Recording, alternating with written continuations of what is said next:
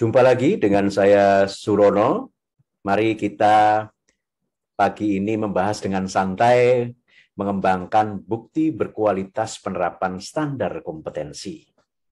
Ini sangat penting karena setiap standar ini membutuhkan bukti berkualitas.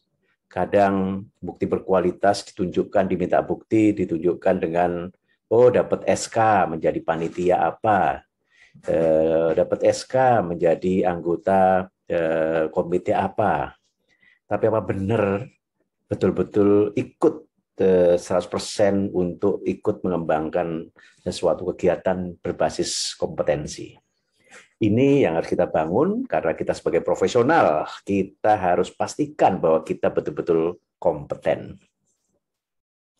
Mari kita lihat standar yang kita coba untuk contohkan adalah standar kompetensi SKKNI.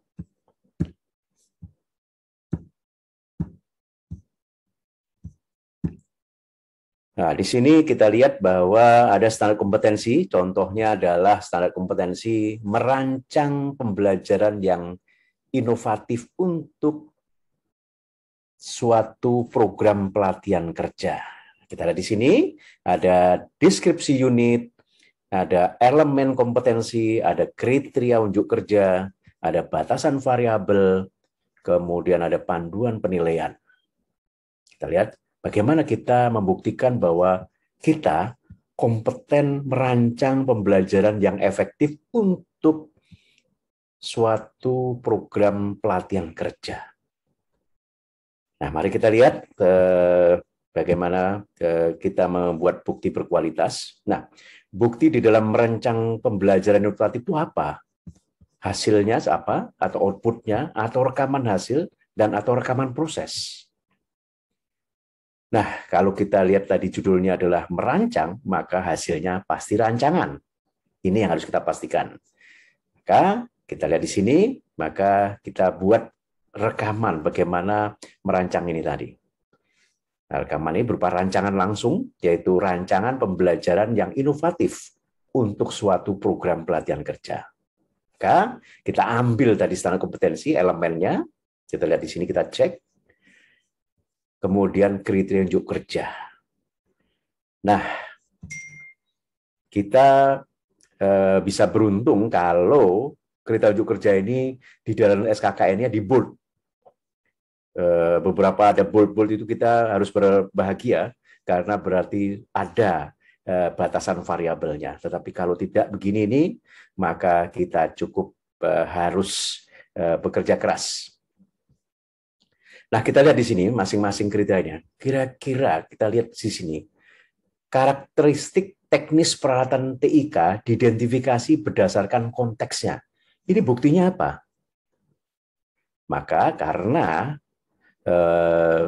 kita bisa lihat pada setiap kalimat di dalam KUK ini ya bersifat pasif, maka kita identifikasi. Mari kita lihat sama-sama. KUK 1, karakteristik teknis peralatan TIK diidentifikasi berdasarkan konteksnya. Karakteristik teknis peralatan TIK, berarti buktinya adalah karakteristik teknis peralatan TIK hasil identifikasi. Kemudian yang kedua, kegunaan peralatan bioteknologi berteknologi dalam pelatihan diidentifikasi berkonteksnya. Maka hasilnya adalah kegunaan peralatan hasil identifikasi. Konten pembelajaran berkompetensi identifikasi berdasarkan konteksnya. Konten pembelajarannya berarti kan di sini buktinya adalah kita bisa mengidentifikasi konten pembelajaran. Maka konten belajarnya apa? Maka kontennya misalnya judul-judul unit kompetensi yang akan kita kembangkan program pelatihannya. Dan seterusnya, maka kita akan dapat menghasilkan suatu pilihan-pilihan rekaman dari kriteria unjuk kerja yang kita buktikan atau kita lakukan atau kita terapkan. Nah, kemudian maka hasilnya seperti apa? Maka dengan kita mencari bukti-bukti tadi setiap KUK, maka kita bisa mendapatkan suatu rekaman. Di sini misalnya begitu elemen 1 mengidentifikasi karakteristik teknis teknologi informasi dan komunikasi, pada KUK 1 kita dapatkan kriteria teknis peralatan TIK. Di sini karakter teknis peralatan TK itu harus magnification, ada skill interval, readability, calibration, repeatability, discrimination, precision, dan akurasi. Nah, kemudian kegunaan kita identifikasi, tentu saja kita bisa mencari informasi dari sumber-sumber informasi yang valid. Kegunaannya untuk apa saja?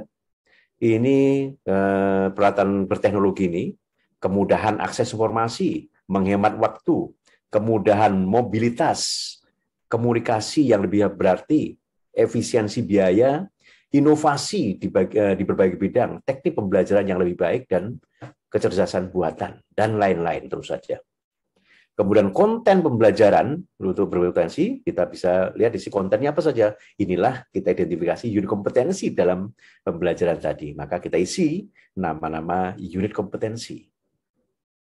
Kemudian untuk memilih TIK, untuk program pelatihan ini, kesesuaian pedagogi peralatannya, kita bisa lihat di sana ada, misalnya kita dapatkan informasi, yaitu digital readers and tables, 3D printing, virtual reality, gamification, cloud technology, artificial intelligence, mobile technology, misalnya. Kemudian ketersediaannya, maka kita identifikasi. Di dalam kita menyusun ini dengan resources yang ada di lembaga pelatihan, misalnya, maka kita pilih mana yang tersedia. Ini kemudian yang KUK ketiga, peralatan teknologi untuk program pelatihannya, yang kemudian dikombinasikan dengan teknologi tadi, maka kita bisa contoh misalnya ada Google Classroom, ada editing services, kemudian Classmaster, Edmundo, Kahoot, dan sebagainya. Kemudian juga di sini ada media pembelajaran, ada yang inovatif, yang dibuat apa saja dari hasil identifikasi tadi, apakah gamification, apa social learning, video atau audio, adaptive learning, learning on the go. Kemudian media pembelajaran, kita harus validasi. Bagaimana? Apa yang mau kita validasi nanti? Ya. Reaksi, kemudian pembelajarannya, perilaku, dan juga hasilnya. Ini yang akan kita. Sehingga dengan kita mempunyai formulir, kita lengkapi tadi untuk bukti prioritas, maka begitu kita isi di sini program pelatihannya, maka kita bisa pilih sesuai dengan konteksnya.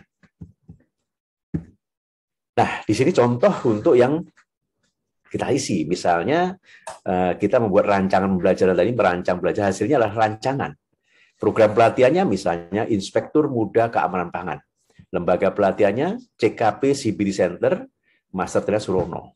Maka di sini sebagai contoh, di sini untuk mengidentifikasi karakteristik teknik teknologi informasi dan komunikasi untuk peralatannya, karakteristik apa yang kita butuhkan pada saat untuk membuat Inspektur Muda Keamanan ini. Oh, ternyata magnification, kemudian skill interval, reliability, repeatability, discrimination, precision, dan akurasi. Kemudian untuk kegunaannya yang kita butuhkan ini hampir semua, kecuali kecerdasan buatan belum kita gunakan. Kemudian kontennya ada 2 unit kompetensi, mengelola program audit bersama nomor kode SKKNI-nya, kemudian melaksanakan audit. Kemudian kesesuaiannya untuk memilih TIK-nya, ini adalah peralatan teknologi untuk pedagoginya. Kemudian ketersediaan ternyata hanya 2 yang tersedia, yaitu gamification dan cloud technology. Ada 2. Kemudian peralatan teknologinya yang kita akan kombinasikan di sini, contohnya adalah Google Classroom yang akan kita gunakan, kemudian editing services dan Classmaster. Nah, kemudian di dalam media pembelajarannya yang kita gunakan ada gamification dan video dan audio. Nah, sedangkan untuk validasinya, kita akan validasi reaksi, pembelajaran, perilaku, dan juga hasilnya. Inilah rancangan dari pembelajaran yang inovatif untuk suatu program pelatihan. Baik, itu tadi bincang-bincang santai kita membahas bagaimana mengembangkan bukti berkualitas. Selamat pagi, salam sehat.